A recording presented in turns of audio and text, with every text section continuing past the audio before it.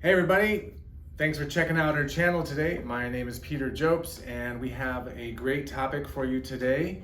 We have a real world situation where we have a QNAP TS 251 and my wife reported that it had a very loud fan noise happening, and when I came to check it out, fan was going crazy, and I did some tests on it and determined that the motherboard is most likely dead in this QNAP.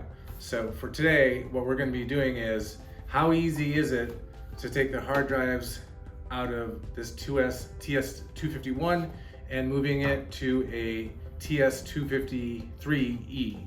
So let's get started on it today. Okay, so I'm going to show you what the lights are on this when it boots up. It never gives us a beep when it posts. So it never shows up on the network and it never actually boots up. And I'll show you when we power it up here. So I can hear the hard drive spinning up right now, but I never get the beep that says that the QNAP has posted, and it never boots into the operating system. And you can see right here that there's a blue LAN light on, a green USB light, a red hard drive light, and two other faint red hard drive lights on there. And I don't think the power button even works here. So when this happened, I just determined that it has a dead motherboard on it. Did it go? Oh, finally turned off there. Okay, so what we're gonna do is we're gonna unbox the 253E, and we're gonna move the drives up, and then we're gonna boot the new one up, and we're gonna take a look at it on QNAP, on my QNAP cloud, and we'll see it come up and we'll see what's on it. Okay, so here's what we're gonna replace the QNAP with, which this is a brand new TS253E. It is very similar, it's 2-bay, and it's an Intel processor with 8 gigs of RAM, and is a very similar, just a newer version of the one that we have of the 251.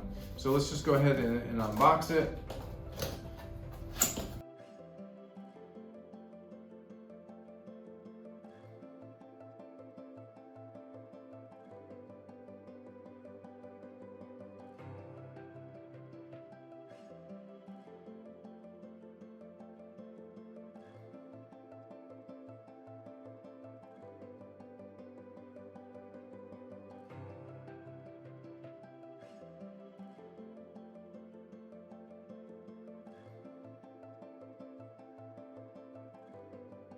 Okay, so we're gonna pull the hard drives out of the old TS251, and you do wanna keep them in the same order of slot number 1, slot number 2.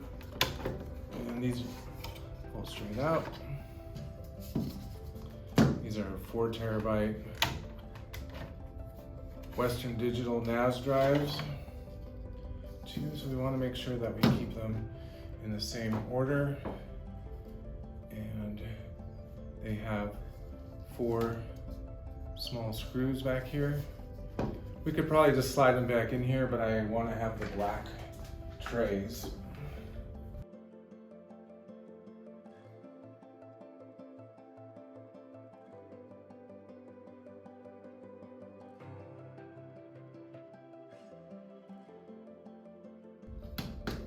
So they were set up with a RAID 1 mirror. These 2 disks should have the exact same data on them. So let's take those ones. Let's see here. We'll have the same screws going in.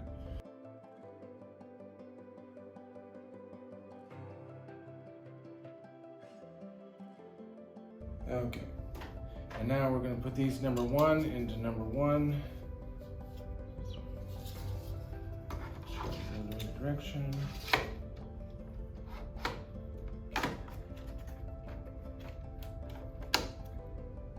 It's locked in place. Second one.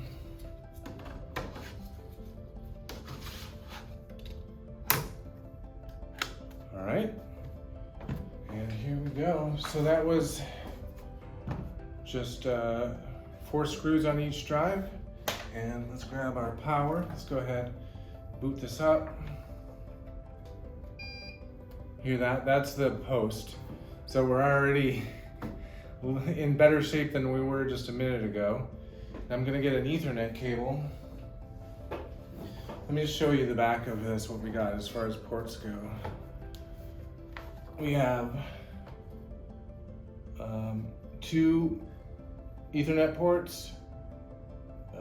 There's 2 USB 2s and 1 USB 3, and 2 HDMI. Oh, look at that, it's all green lights so far. We have a green light for the power. Look at that, our hard drives number 1 and number 2 are already flashing. So let's give it a minute to boot, and we're going to take a look on the network and see if we can see it coming up by its IP address. On the address 192.168.19.178. I'm going to go ahead and get logged in here. It already has our name on it. RAID scripting checks the data integrity of all RAID 5s. Okay, so I understand. So let's go ahead and look at our control panel here. And let's go into our users. Awesome. So we got our users are already in here. File system's not clean. Okay. I'm going to say remind me later. And looks like it came up with our users. Let's go to our file station. All right. And we got our photos. Everything is here. This is awesome. This is so cool. So here's all our data. Let's go take a look at the system here. Storage. All right, so we got 2 disks in here. Both of them are good. 2 disks, thin provisioned. 4 terabytes. 4 terabytes drive. Here's what it is. We got our volume. It's using 1.39 terabytes, and that's it. So there it is. We have it up. We got it back up and running. We got an IP address. We got logged into it. It's got the same usernames on it. It's got the same data on it. And we're rocking and rolling. All right, so that was it. Success. We successfully moved our hard drives from a dead QNAP to a brand new QNAP. And this is one of the reasons why I love to use QNAPs, because they make it easy in situations like this. This has a lot of data on it that I wanted to keep, and I was nervous that I had lost it. And you know, this was a great test for us to take the hard drives, move them into a new one, boot it up, and we're back up and running. I wanted to share that with you. If you ever come across this situation, maybe you know what to do now. And if you like this video, give us a thumbs up. If it's happened to you, leave us the comments down below, and we'll see you next time. Thanks for checking it out.